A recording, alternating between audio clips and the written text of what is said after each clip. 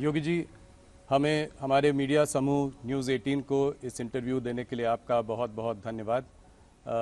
आप बहुत दिनों बाद मीडिया से बात कर रहे हैं, दूसरी पारी में पहली बार। मैं एक अलग रुख देख रहा हूं इस बार मुख्यमंत्री का। एक नई उत्साह है, एक नई उमंग है, और मैं ये देख रहा हूं कि इस बार इकॉनमी पे बहुत बड़ा फोकस है, इस बार रिफॉर्म्स पर फोकस है। और आपने बहुत मेहनत की है पिछले कुछ महीनों में ग्लोबल इन्वेस्टर्स समिट करने की, जो कि अभी कुछ ही दिनों में होने वाला है। तो मेरा पहला सवाल ये है कि $1 ट्रिलियन इकॉनमी, जिसको कि अगर मैं थोड़ा सिंप्लीफाई करूं अपने क्या कहते हैं दर्शकों के लिए, तो करीब 80 लाख करोड़ से ज़्यादा की इकॉनमी, ये आप 4 साल में करना चाह रहे हैं, 2027 तक करना चाह रहे हैं। कैसे कर पाएंगे ये सब? राहुल जी, मैं धन्यवाद देता हूं आपको कि आप यहां पर आज आए हैं और उत्तर प्रदेश के विकास की इस यात्रा को अपने दर्शकों तक पहुंचाना चाहते हैं। देखिए, उत्तर प्रदेश ने प्रधानमंत्री मोदी जी के नेतृत्व में पिछले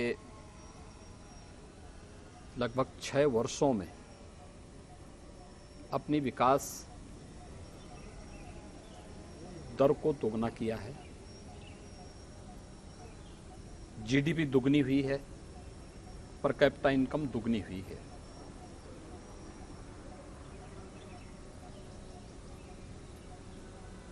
उत्तर प्रदेश $1 ट्रिलियन की इकोनॉमी बने हैं। प्रधानमंत्री मोदी जी ने पहले जो यूपी का जो फर्स्ट इन्वेस्टर समिट था फरवरी 2018 में, उस समय इसका एक लक्ष्य हम सबको दिया था। इन्वेस्टर समिट के उन कार्यक्रमों को व्यवस्थित ढंग से आगे बढ़ाने के लिए हम लोगों ने कार्य प्रारंभ किया। इसी दौरान वैश्विक महामारी कोरोना आ गई। कोरोना के कारण बहुत सारी चीज़ें ऐसी थीं जो आगे बढ़ नहीं पाई। उसने इकोनॉमी को भी काफ़ी हद तक उसके मार्ग में एक बाधा खड़ी की थी। लेकिन अब कोरोना से लगभग उत्तर प्रदेश भी, देश भी उभर चुका है। अब हमारे सामने था कि हम इसके लिए क्या नया प्रयास प्रारंभ करें। और अगर वास्तव में यूपी जैसे स्टेट की 25 करोड़ जनता के जीवन में परिवर्तन लाना है, अगर भारत को प्रधानमंत्री जी के विजन के अनुरूप $5 ट्रिलियन की इकोनॉमी बनानी है, तो उत्तर प्रदेश को अपना रोल उसमें अदा करना पड़ेगा। इसके लिए व्यापक रिफॉर्म किए गए। उन सेक्टर्स की पहचान हुई जिनमें यहाँ पे निवेश हो सकता था। 25 ऐसे सेक्टर निकले, उनकी पॉलिसी बनाई गई।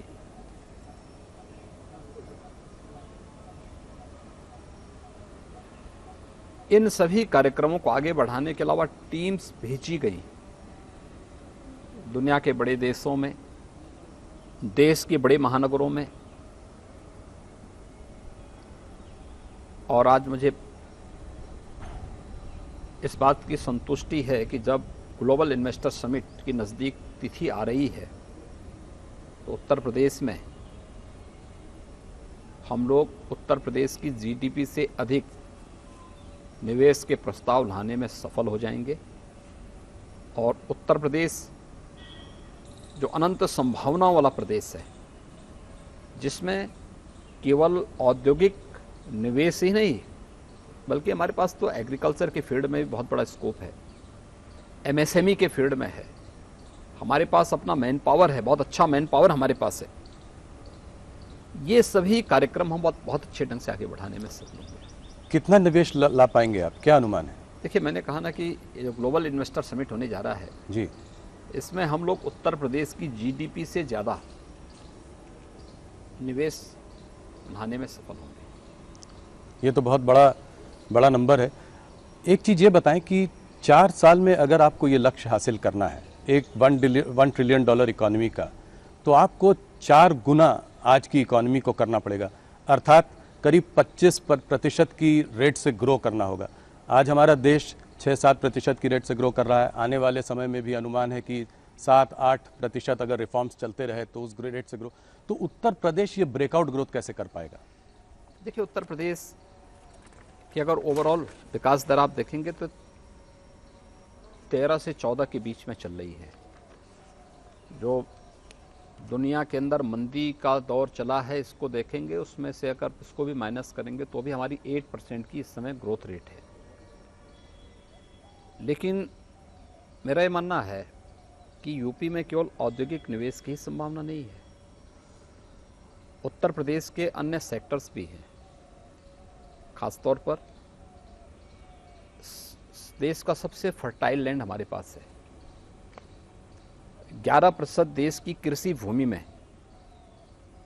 20% से अधिक खाद्यान्न उत्पादन यूपी करता है। मेरा मानना है कि अभी इसमें हम लोग थोड़ा और प्रयास करेंगे तो 8.5% की कृषि विकास दर को हम डबल डिजिट में पहुंचाने में सफल होंगे। और इस दिशा में पिछले 9 वर्ष के अंदर भारत सरकार के स्तर पर और पिछले 6 वर्ष के अंदर राज्य सरकार के स्तर पर जो प्रयास प्रारंभ हुए हैं, उसके परिणाम आते हुए दिखाई देंगे। इसके अलावा यूपी का जो परंपरागत उद्यम था एमएसएमई का, 96 लाख एमएसएमई यूनिट यूपी के पास मौजूद हैं। सरकार ने उसको थोड़ा प्रोत्साहित किया, थोड़ा पुशअप किया। परिणाम है उसने यूपी के एक्सपोर्ट को दुगने से अधिक कर दिया। रोजगार की अनंत संभावनाओं वाला फील्ड है हमारे पास। इस पे हम थोड़ा प्रयास प्रारंभ करें, यह यूपी के विकास दर को और आगे बढ़ाने में मदद करेगा। तीसरा, यूपी के पास जो इंफ्रास्ट्रक्चर है एनसीआर से सटा हुआ है, जुड़ा हुआ है, लेकिन ईस्टर्न पार्ट को जोड़ने के लिए, बुंदेलखंड को जोड़ने के लिए, वेस्टर्न, ईस्टर्न और सेंट्रल पार्ट को जोड़ने के लिए जो कनेक्टिविटी है, एयरपोर्ट्स के निर्माण जो पिछले 6 वर्ष के अंदर यूपी के अंदर हुए हैं, या इंटरस्टेट कनेक्टिविटी जिस प्रकार से उसका स्ट्रेंथन हुआ है, लैंड लॉक्ड स्टेट से हट करके आज हमारे पास पूर्वी बंदरगाह से जुड़ने के लिए देश का वाटरवे नंबर 1 आज यूपी के पास मौजूद है। एक्सप्रेस हाईवे का जो जाल यूपी के अंदर पिछले 6-7 वर्षों के अंदर बिछा है, ये सभी चीज़ें यूपी की इकोनॉमी को समयबद्ध तरीके से आगे बढ़ाने और अपने लक्ष्य को प्राप्त करने का एक अवसर देता है। अगले 4 साल में आपको क्या लगता है कितनी नौकरियां दे पाएंगे आप यहाँ पे? ये एक देखिए, मुद्दा भी रहा है पहले। अभी हम लोगों ने पिछले 6 वर्ष के अंदर 5 लाख से अधिक सरकारी नौकरी दी जी। एमएसएमई और विश्वकर्मा श्रम सम्मान के माध्यम से हम लोगों ने प्रदेश के अंदर 1,61,000 से अधिक यूथ को उसके साथ जोड़ने में हमें मदद मिली। प्रदेश के अंदर प्रधानमंत्री मुद्रा योजना और मुख्यमंत्री युवा स्वरोजगार योजना और अन्य तमाम योजनाओं के माध्यम से हम लोग 60 लाख से अधिक व्यापारी और उद्यमियों को आर्थिक स्वावलंबन के साथ जोड़ने में हमें मदद मिली। यह हमारे पिछले 5-6 वर्षों का है। अगले 6 वर्ष के अंदर जिस प्रकार से लोगों ने और दुनिया के उद्यमी और निवेशकों ने यूपी में रुचि ली है, अगर इन सब के परिणाम अगर आप देखेंगे तो मेरा ये मानना है कि यूपी लाखों नौजवानों को नौकरी की सुविधा यहाँ पर देने में सफल होगा। एक आंकड़ा दीजिए, अगले 4 साल में जैसे जैसे $1 ट्रिलियन की तरफ बढ़ेंगे तो कितनी प्राइवेट सेक्टर नौकरियां क्रिएट हो सकती हैं? देखिए, मैंने कहा ना, ये अभी मैंने एक सेक्टर की मैं बात कर रहा हूँ, लेकिन हमारे पास अभी एमओयू चल रहे हैं, बड़े पैमाने पे लोगों ने रुचि ली है।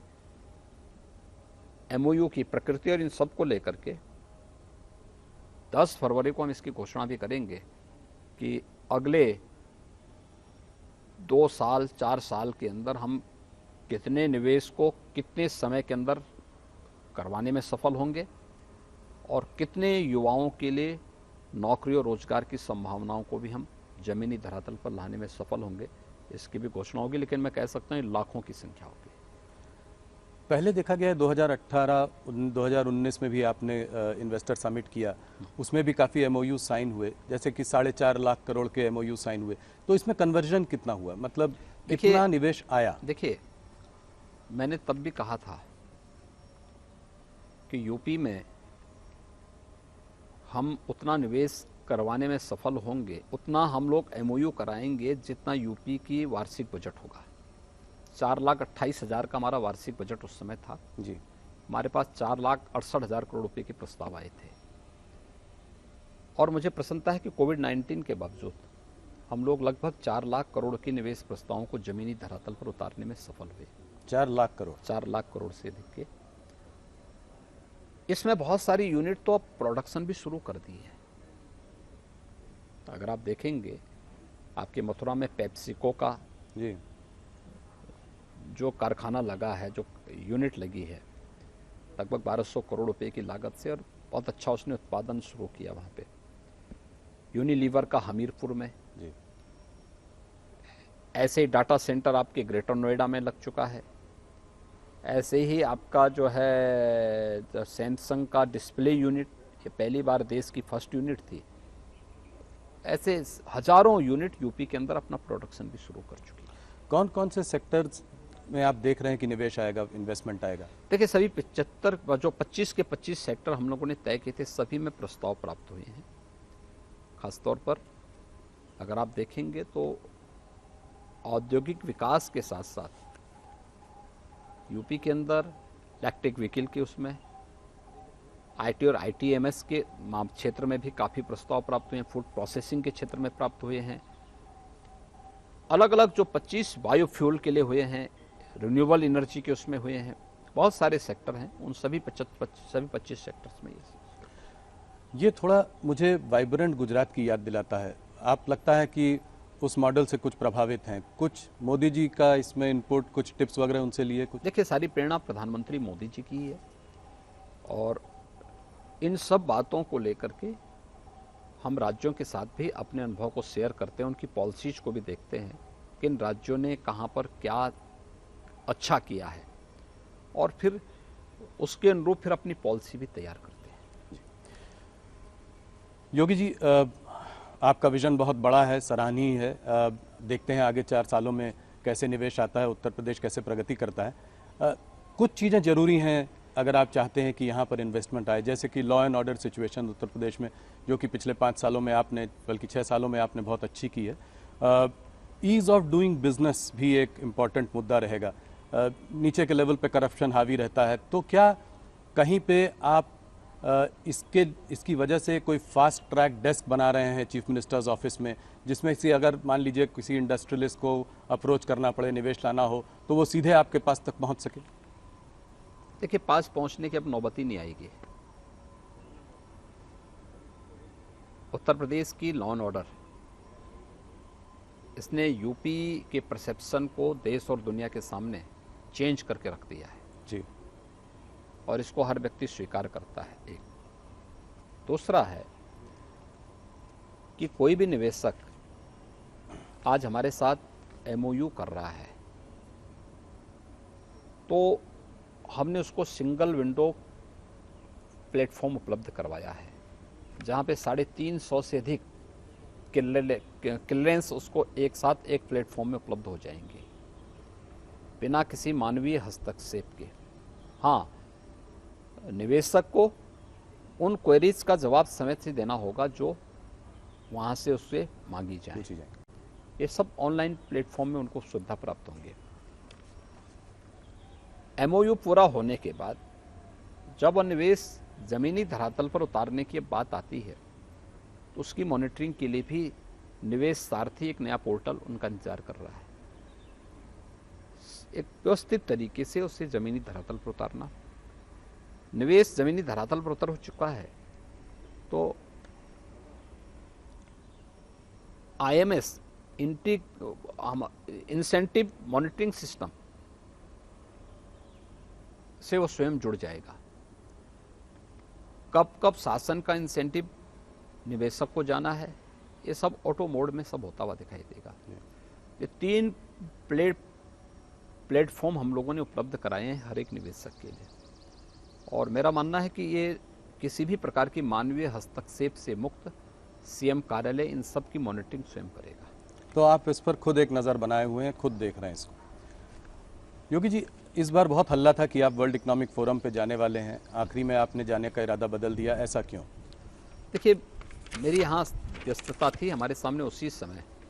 देखिए, अगर मेरा ये कार्यक्रम जो है किसी एक उसके साथ बनता, जो है नवंबर में अगर दुनिया में हमारी टीम गई होती तो हम लोग उस समय अपनी उस टीम के साथ, उस समय मेरा भी कार्यक्रम एक बार कुछ जगह जाने का था। उसी समय कुछ राज्यों में इलेक्शन आने के नाते, अब उत्तर प्रदेश में उपचुनाव आने के नाते हम लोग कार्यक्रम नहीं दे पाए, मैं जा नहीं पाया। बाद में ग्लोबल इन्वेस्टर समिट और G20 से संबंधित समिट एक साथ आ गई, तो मेरी यहाँ लोकल व्यस्तता के नाते मैं फिर वहाँ के लिए समय नहीं निकाल पाया। लेकिन मेरा ये मानना है कि वैश्विक मंच पर उत्तर प्रदेश को जो समर्थन मिला है वह बहुत उत्साहजनक था। योगी जी, थोड़ा सा ग्लोबल इन्वेस्टर समिट से हटते हैं और मुद्दों पर चर्चा करते हैं। मुझको अभी गुजरात के चुनाव के पहले अमित शाह जी ने अपने इंटरव्यू में कहा था कि टिकट कटवाने का इंतज़ाम कर लीजिए, 1 जनवरी को जाकर रामलला के दर्शन करने अयोध्या में। तो क्या जनवरी 1 के बाद सब लोग रामलला के दर्शन अयोध्या में जाकर कर पाएंगे? क्या आप अपने टाइमलाइन पे प्रतिबद्ध हैं? देखिए, मंदिर अपने समयबद्ध तरीके से आगे बढ़ चुका है, और जो टाइमलाइन दी गई है उसके अनुरूप वहाँ पे मंदिर का निर्माण भी होगा, और रामलला समय से अपने मंदिर में विराजमान भी होंगे। ये देश के लिए, दुनिया के लिए एक बहुत गौरव का दिन होगा जिस दिन रामलला सैकड़ों वर्षों के बाद अपने मंदिर में विराजमान होंगे। जी, तो इसमें 1 तारीख से दर्शन शुरू हो जाएंगे, जैसा कि उसके बाद से जब भी जो भी कार्यक्रम मंदिर ट्रस्ट तय करेगा उसके अनुरूप सारे कार्यक्रम आगे बढ़ेंगे। एक विवाद पिछले कुछ दिनों में, कुछ महीनों में जो चला है वो है रामचरितमानस का विवाद, और ऑपोजिशन जो है इस पर काफ़ी हावी है, इस पर चर्चा करती जा रही है। आपका क्या मत है इस पर? आप इसको कैसे देखते हैं? देखिए, जब भी उत्तर प्रदेश के अंदर विकास के किसी बड़े प्रोजेक्ट को लेकर के, बड़ी योजना को लेकर के, बड़े कार्यक्रम को लेकर के हम लोग आते हैं, तो जिन लोगों ने विकास के बारे में कभी सोचा ही नहीं, जिनकी डेवलपमेंट की कोई सोच नहीं है, जो विकास नहीं बल्कि विभाजन पर विश्वास करते हैं, तो वे लोग इस प्रकार की कोई ना कोई बयानबाजी अपना शुरू कर देते हैं। उत्तर प्रदेश के अंदर ग्लोबल इन्वेस्टर समिट एक बड़ा आयोजन है, और इसके साथ ही G20 का समिट, यह उत्तर प्रदेश के लिए भी और देश के लिए भी एक अवसर है जब वैश्विक मंच पर हम लोग अपनी छवि को, अपने सामर्थ्य को प्रस्तुत करने का एक अवसर हमें प्राप्त होगा। तो विकास और इस प्रकार के अवसर से ध्यान हटाने के लिए यह इस प्रकार की बयानबाजी है, इसके पीछे कोई अन्य हेतु नहीं है। अब जैसे कि काफ़ी सारे, मायावती जी ने कहा कि सबसे बड़ा कॉन्स्टिट्यूशन हमारे लिए सबसे बड़ा है, रामचरितमानस नहीं। आपके अखिलेश जी ने कहा कि हमारा अंबेडकर जी ही हमारा धर्म है। फिर अब वो कह रहे हैं मैं भी शूद्र हूँ, और वो आपसे ये सवाल जो है सदन में पूछना भी चाहते हैं। तो इन सबको आप क्या जवाब देंगे? इससे सीधा साधा जवाब क्या है? सदन में जब प्रश्न आएगा तो प्रश्न का जवाब भी उसी प्रकार का सीधा जवाब सदन में उसका मिलेगा। जो क्या है? मैं कह रहा हूँ, जब सदन में प्रश्न आएंगे, जहाँ से प्रश्न आएगा वहाँ से उसका जवाब भी देंगे। जी, ये रामचरितमानस को उत्तर प्रदेश में जो राम जन्म की भूमि भी है, यहाँ पर उसको जलाया जा रहा है। इसको आप कैसे देखते हैं? क्या आप इस पर कड़ी कार्रवाई करेंगे? क्या जो लोग ये कर रहे हैं? कार्रवाई हो चुकी है जी।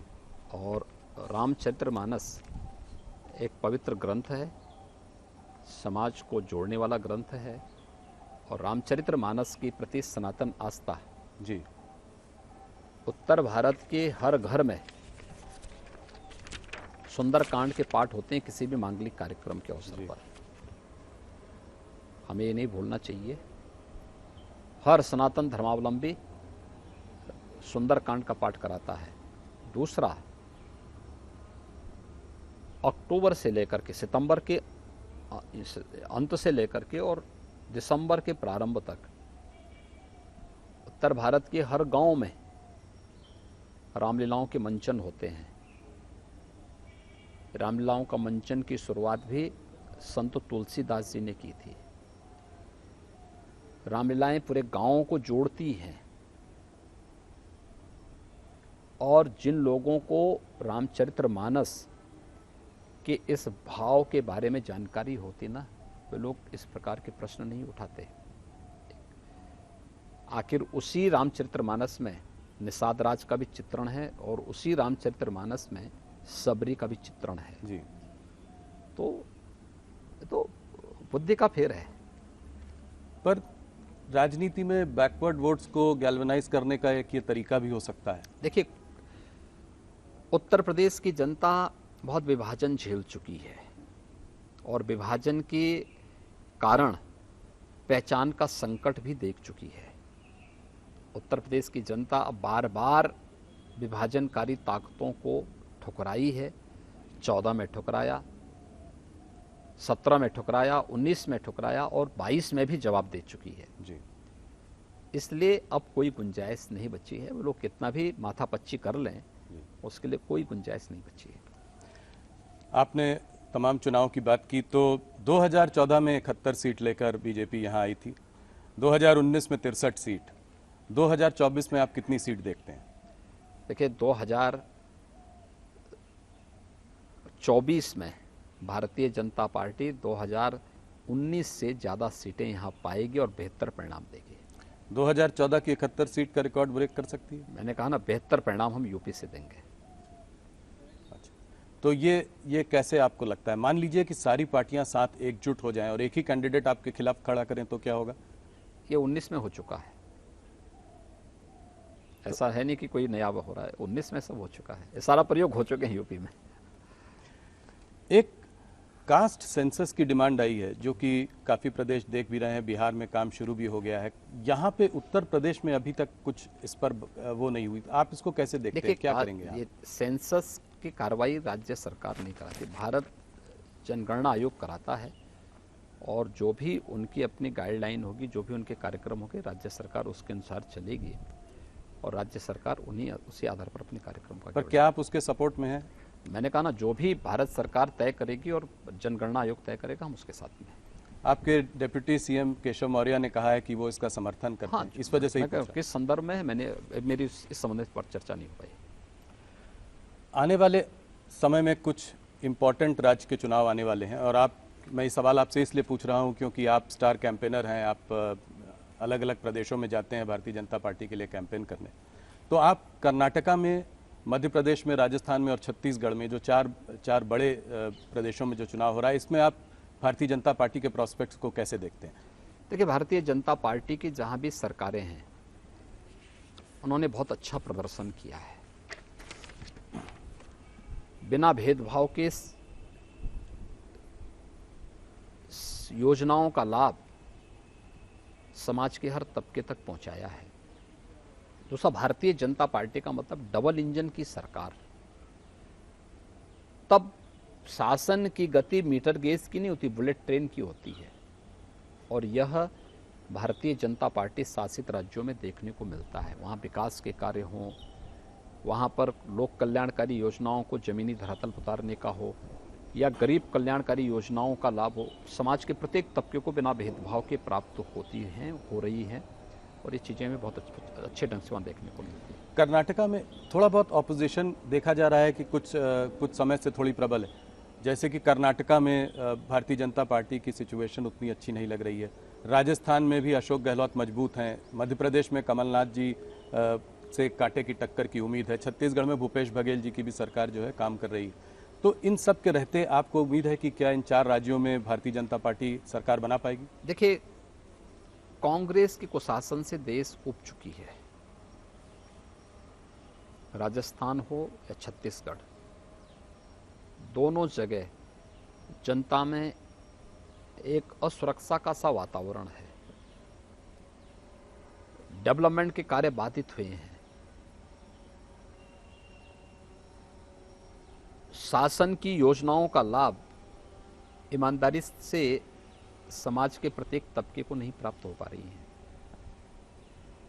लेकिन इसके ठीक विपरीत अगर आप देखेंगे, मध्य प्रदेश हो या कर्नाटक, विकास एक स्पीड पकड़ा है। और मैंने कहा ना कि जब सेंट्रल में जिस विचारधारा की सरकार है वही उसी पार्टी की सरकार राज्य में है, तो विकास की दर दुगनी होती है, कई गुना बढ़ती है। तो एक डबल इंजन की सरकार का लाभ न केवल इंफ्रास्ट्रक्चर में बल्कि विकास की हर योजना के साथ साथ लोक कल्याणकारी और गरीब कल्याणकारी योजनाओं के साथ भी जुड़ती हुई दिखाई देती है। और भारतीय जनता पार्टी शासित दोनों राज्यों में ये सब लाभ बहुत स्पष्ट रूप से देख सकते हैं। इससे जुड़ा हुआ सवाल है राहुल गांधी की भारत जोड़ो यात्रा। इस यात्रा का क्या असर पड़ा है पूरे देश में? क्या इससे राहुल जी की छवि में कोई अंतर पड़ा है? राहुल जी भारत जोड़ो की बात कर रहे हैं, उनका एक ये रहा है कि नफरत के बाजार में हमें एक मोहब्बत की दुकान खोलनी है। तो सीधा सीधा निशाना आप लोगों पर है, ये कहकर कि आप लोग नफरत फैला रहे हैं। आप इसके बारे में क्या कहें? 1947 से क्या कर रहे हैं लोग? इस देश में जाति के आधार पर, मत और मजहब के आधार पर, क्षेत्र और भाषा के आधार पर विभाजन तो कांग्रेस की ही देन है। तो जो उन्हें विरासत में मिला है वही तो देश को दे रहे हैं। उन लोगों ने तो वही किया है, तो स्वाभाविक रूप से वही काम कर रहे हैं। देखिए, राहुल जी जो हैं अपनी नकारात्मकता को छोड़ते ना तो उसका लाभ कांग्रेस को मिलता है, लेकिन नकारात्मकता उनकी सारी उपलब्धियों पे पानी फेर देती है। तो आपको लगता नहीं है कि भारत जोड़ो यात्रा का कुछ प्रदेशों पे कोई असर रहा है? जैसे कर्नाटका हो गया, हरियाणा हो गया, इन सब प्रदेशों पे कोई? देखिए, किसी भी कार्यक्रम में भीड़ की उपस्थिति से आप उसकी सफलता को नहीं मान सकते। कॉमन मैन ने उसको किस रूप में लिया है, इसके अलावा और कितनी दूर तक, कितनी देर तक उसका इम्पैक्ट होगा, ये भी उस पर निर्भर करता है। उस पार्टी का अपना विषय है, अपना एजेंडा होगा, अपना उसको करने के लिए पूरी तरह स्वतंत्र हैं। लेकिन उनको देश के सामने ये भी बताना चाहिए कि उसका उद्देश्य है क्या। अयोध्या में राम मंदिर का काम अब करीब करीब पूरा होने वाला है, तो अब अगला काशी और मथुरा को आप कैसे देखते हैं? मैं इसलिए सवाल पूछ रहा हूं क्योंकि अब ये सरकार यहाँ और 4 साल है, तो काशी मथुरा का आपकी सरकार का क्या रवैया रहेगा? देखिए, काशी में आप देख रहे हैं, काशी में काशी विश्वनाथ धाम बन गया है जी। आज काशी एक नए कलेवर के रूप में पूरी दुनिया के आकर्षण का केंद्र बनी हुई है। और आदरणीय प्रधानमंत्री जी स्वयं काशी से देश की संसद में प्रतिनिधित्व करते हैं। जी। मथुरा में ब्रज तीर्थ विकास परिषद विकास के कार्यक्रमों को तेजी के साथ आगे बढ़ा रही है। तो वहाँ की आध्यात्मिक और सांस्कृतिक विरासत का संरक्षण करते हुए उसके भौतिक विकास के लिए सभी प्रकार के कार्यक्रम सरकार चला रही है। और केवल उन्हीं स्थलों के लिए नहीं है, हम तो विंध्यवासिनी धाम में भी काम कर रहे हैं, हम लोग सुख तीर्थ में भी काम कर रहे हैं, हम लोग नैमिषारण्य में भी काम कर रहे हैं, और अन्य सभी धार्मिक स्थलों में बौद्ध जो है परिपथ पे भी यूपी के अंदर कार्य हो रहा है। महर्षि वाल्मीकि के लालापुर में भी काम हो रहा है। संत तुलसीदास जी के राजापुर में भी हमारे कार्यक्रम चल रहे हैं। ये सभी हर जगह के समग्र विकास के लिए कार्यक्रम। तो आपको लगता है कि यहाँ पे भी जल्दी ही कार्य जो है कंक्लूड होगा, आपके इस कार्यकाल में ये बात आगे बढ़ेगी? देखिए, सभी काम अच्छे ढंग से आगे बढ़ रहे हैं और जन भावनाओं का सम्मान करते हुए, आस्था का सम्मान करते हुए इसे आगे बढ़ाया जा रहा है। एक सवाल मैं और आपसे पूछना चाह रहा हूँ, ये इसलिए भी ज़रूरी है क्योंकि आप जो है खुद भी फिल्म इंडस्ट्री को यूपी में लाना चाह रहे हैं और आप इस बारे में काफ़ी सालों से बात कर रहे हैं। सुनील शेट्टी जी ने आपसे मुंबई में ये सवाल रखा भी था, ये एक बॉयकॉट कल्चर का सवाल। अब जैसे बेशरम रंग पठान जो फिल्म आई थी उसके चारों तरफ काफ़ी विवाद रहा। आप इसको कैसे देखते हैं, इस बॉयकॉट कल्चर को कैसे देखते हैं? आपकी क्या मैसेज है बॉलीवुड को? देखिए, किसी भी कलाकार और साहित्यकार का या जिसके पास कोई विशिष्ट उसके पास कोई भी इस प्रकार की कोई उपलब्धि है तो उसका सम्मान होना चाहिए, और हम उन सभी का सम्मान करते हैं। उत्तर प्रदेश ने फिल्म के लिए अपनी पॉलिसी भी बनाई है, और यहाँ पे बहुत सारी फिल्में, पहले की तुलना में ज़्यादा फिल्में यहाँ पर आज उनका निर्माण हो रहा है, उसके बारे में तमाम कार्यक्रम चल भी रहे हैं। हाँ, ये फिल्म डायरेक्टर को भी ध्यान रखना होगा कि कोई फिल्म बनाते समय भूलवश कोई घटना होती हो तो अलग विषय है, लेकिन जानबूझ करके कुछ इस प्रकार के सीन न दें जो कहीं विवाद को जन्म देते हैं और जन भावनाओं को आहत करते हैं। नहीं, सही बात। एक और मुद्दा है जो कि जिस पर आपसे मैं सवाल पूछना चाह रहा था, सीधा सवाल है मेरा। Prohibition of unlawful religious conversion act जो है, उस पर आप लोगों की क्या प्रतिक्रिया है? मैंने देखा है कि यहाँ पे एक उसको सज़ा भी हुई है कन्वर्जन के लिए, काफ़ी सारे केसेस भी रजिस्टर हुए हैं, मगर मेरा एक लार्जर बड़ा सवाल है जो कि मैं आपसे अक्सर विवाद करता भी रहता हूँ कि इस कन्वर्जन की इस मुद्दे से आप लोग इतना जुड़े हुए क्यों हैं? ये तो रिलीजियस प्रैक्टिस, हम चाहे जो रिलीजन को प्रैक्टिस करना चाहें हम कर सकते हैं, तो ये कन्वर्जन का मुद्दा जो है इतना अहम क्यों है? हर व्यक्ति को अपने अनुसार अपनी उपासना विधि चुनने का अधिकार है जी। इसमें किसी प्रकार का कोई बंधन भी नहीं है, लेकिन लोभ से, लालच से, छल छद्म से ये करने का किसी को अधिकार नहीं है। एक दूसरा, रिलीजियस डेमोग्राफी एक सच्चाई है, इसे भी हमें स्वीकार करना होगा, और अगर ये सच्चाई नहीं होती तो 1947 में देश का दुर्भाग्यपूर्ण विभाजन भी नहीं होता है। तो डेमोग्राफिक इम्बैलेंस को कैसे करेक्ट करेंगे? ये इसके लिए कोई लॉ लाने की बात है? हमारे यहाँ ऑलरेडी हमारे यहाँ एक्ट बन चुका है। हम 20 में एक एक्ट बना चुके हैं जी। यूपी गवर्नमेंट इस संबंध में अपना एक्ट बना चुकी है और उसको लागू भी कर चुकी है, उसी में सजा हो रही है। जिससे आपको लगता है कि आने वाले समय में ये डेमोग्राफिक इम्बैलेंस ठीक मैंने कहा ना, ये सभी चीज़ें हम लोग पहले से इसके बारे में सतर्क होकर के अपना कानून बना चुके हैं, हम उसको लागू भी कर चुके हैं। योगी जी, मैं आपसे इस बारे में भी पिछली बार पहले भी चर्चा कर चुका हूं। मैंने आपसे सवाल किया था कि आपका मुसलमानों से क्या रिश्ता है।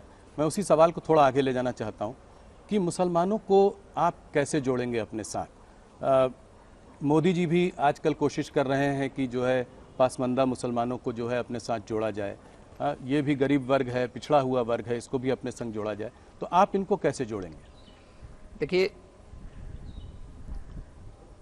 किसी को जोड़ने के लिए व्यक्ति, जाति, मत और मजहब नहीं, बल्कि शासन की योजनाओं के माध्यम से उनके साथ सीधे संवाद का कार्यक्रम। और आज उत्तर प्रदेश की कानून व्यवस्था अच्छी हुई है, पर्व और त्यौहार शांतिपूर्ण तरीके से मनाए जा रहे हैं। अगर हिंदुओं के शांतिपूर्ण तरीके से कार्यक्रम हो रहे हैं तो मुसलमानों को भी शांतिपूर्ण तरीके से हो रहे हैं। आज सुरक्षा का एहसास, अगर हिंदू बेटी सुरक्षित है तो मुस्लिम बेटी भी सुरक्षित है। तो हर व्यक्ति को इन चीज़ों का लाभ मिल रहा है, उनको एहसास हो रहा है कि सुरक्षा और सुशासन का लाभ किस रूप में आगे मिल सकता है। ये चीज़ें उनको देखने को मिल रही, तो उसका लाभ सबको मिल रहा है, और ये जुड़ने का सबसे अच्छा माध्यम। दूसरा, शासन की योजनाएं, कोई भी योजना हो, बिना भेदभाव के योजनाओं का लाभ उनको प्राप्त हो रहा है। ये नहीं पिक एंड चूज नहीं कि ये मेरा है तेरा है, ये नहीं हो सकता है। जिस दिन लोकतंत्र की सबसे पवित्र भावना तुष्टीकरण नहीं है, लोकतंत्र की सबसे पवित्र भावना है कि समभाव से हम शासन की योजनाओं का लाभ सबको दें, और सबका साथ, सबका विकास, सबका विश्वास और सबका प्रयास, यही लोकतंत्र का मूल भाव भी है, और यही जोड़ने का एक आधार भी है। आरएसएस के मोहन भागवत जी ने कुछ दिनों पहले कहा था कि हिंदुस्तान में मुसलमानों को डर के रहने की ज़रूरत नहीं है, इस्लाम को यहाँ कोई थ्रेट भी नहीं है, मगर उनको अपना एटीट्यूड थोड़ा बदलना पड़ेगा। हम बड़े हैं, हम एक समय राजा थे, हम फिर से राजा बनना चाहते हैं, ये छोड़ना पड़ेगा। क्या आप इस बात से सहमत हैं? हाँ, माननीय सरसंघ चालक जी ने जो बात कही है एकदम सही परिप्रेक्ष्य में कही है। हमें तो भारतीय दृष्टिकोण को अपनाना पड़ेगा। अगर हम भारतीय सब हर नागरिक को जाति मत और मजहब से ऊपर उठ करके पहले अपने को एक भारतीय नागरिक मानना पड़ेगा अपने आप को। और भारत का दृष्टिकोण भी यही कहता है कि ये मेरा है, ये पराया है। ये तो छोटी बुद्धि के लोग करते हैं। विराट सोच वालों के लिए तो पूरी दुनिया ही एक परिवार है। तो सबको एक समग्र दृष्टि से देखने का प्रयास अगर हम करेंगे तो कहीं कोई विवाद ही नहीं होगा।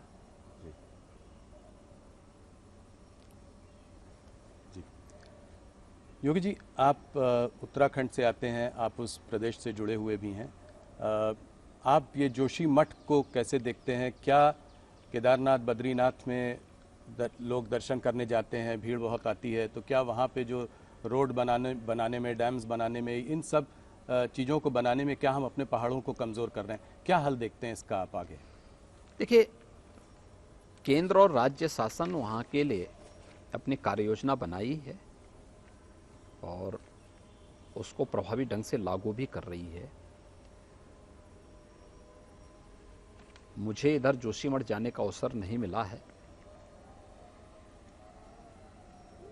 लेकिन हम लोगों को स्वयं भी, जो सभी लोगों को इस बारे में देखना होगा कि डेवलपमेंट कहीं हो, पहाड़ में हो या मैदान में हो, अनियोजित और अवैज्ञानिक जब भी होगा तो उसके दुष्परिणाम से कोई वंचित नहीं रहेगा।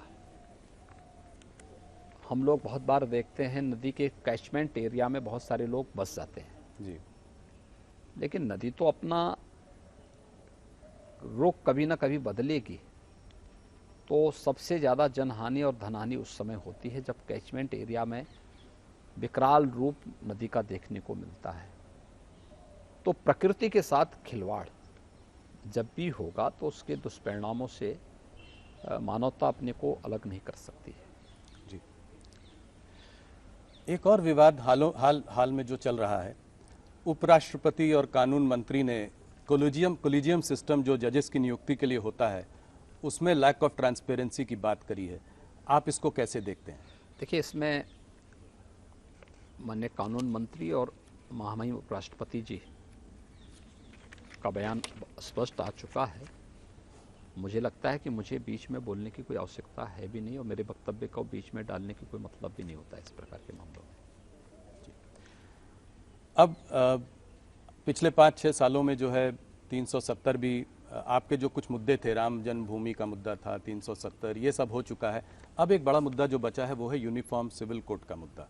तो इसका अगले कुछ सालों में आप कैसे देखते हैं कि इसका रोड अहेड क्या है इसके लिए?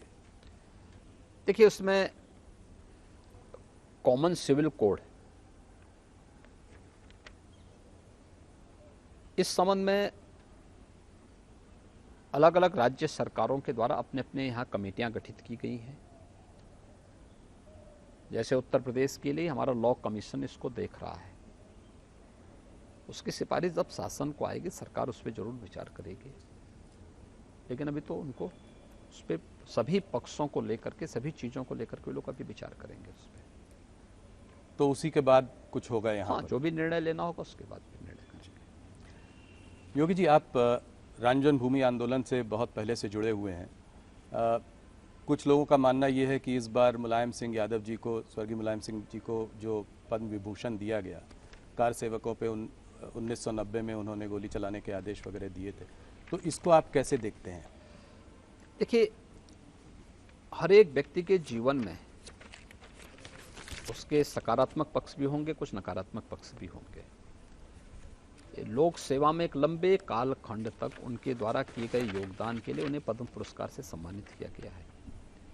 लेकिन इस समाजवादी पार्टी के लिए एक अवसर था कि जब वह प्रधानमंत्री जी और भारत सरकार के प्रति कृतज्ञता ज्ञापित करते हैं, लेकिन समाजवादी पार्टी की डिक्शनरी में कहीं कृतज्ञता शब्द है ही नहीं, धन्यवाद शब्द है ही नहीं।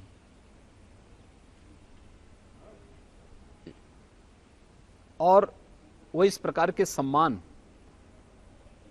को पचा भी नहीं पाएंगे। इसलिए नहीं पचा पाएंगे क्योंकि जिन लोगों ने नेताजी को कभी अब सम्मान दिया ही नहीं, तो वे लोग तो टिप्पणी करेंगे ही करेंगे। लोग कहते हैं कि इसमें आप लोगों की भी यादव वोट बैंक पर नजर है, इसमें राजनीति का भी एक एंगल। ये वोट बैंक का नजरिया नहीं है। यह किसी एक फील्ड में कार्य करने वाले लोगों की उन कार्यक्रमों को एप्रिसिएट करके नई पीढ़ी को समाज सेवा के कार्यों के साथ जोड़ने के लिए एक नई प्रेरणा है। योगी जी, जैसा कि मैंने कहा कि इस बार एक आपका नया रुख देखने को मिल रहा है, तो आपकी मैनेजमेंट स्टाइल क्या है?